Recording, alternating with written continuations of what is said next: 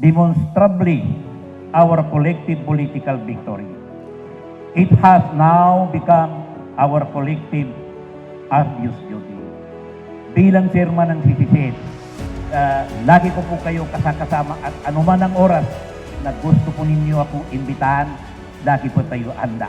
Basta pagdating po sa human rights. Pag na-violate po yung human rights, lagi po ninyo kasama ang CCC.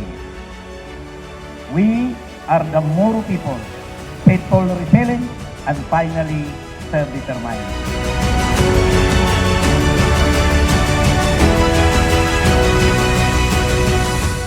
The MICC's workers' struggle and victory must not only be seen as a labor rights issue, but also as a part of the broader framework of transitional justice, which seeks to address past injustices, provide redress to victims, and prevent recurrence.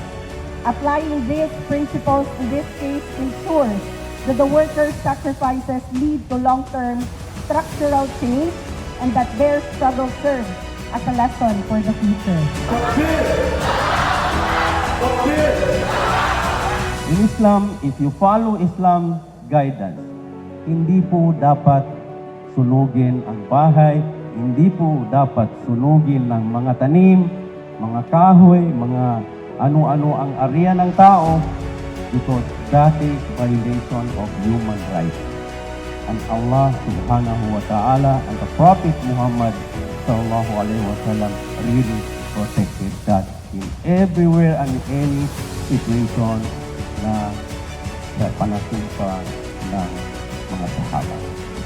Human Rights Commission under the leadership of Atty. Abdul Latif, mapalag ang Bangsamoro to continue your services because that makes them comfortable in every time and everywhere because their rights exercised properly.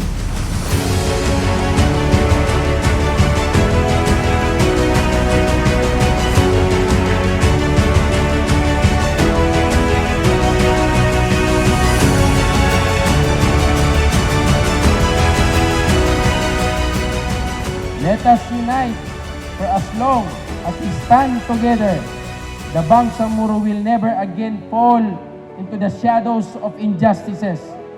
فَإِنَّ مَعَ الْأُسْرِ يُسْرًا.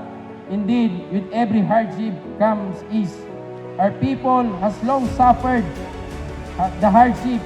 Now, together, let us all build the ease for our children and for our children's children, the future of the Bangsamoro.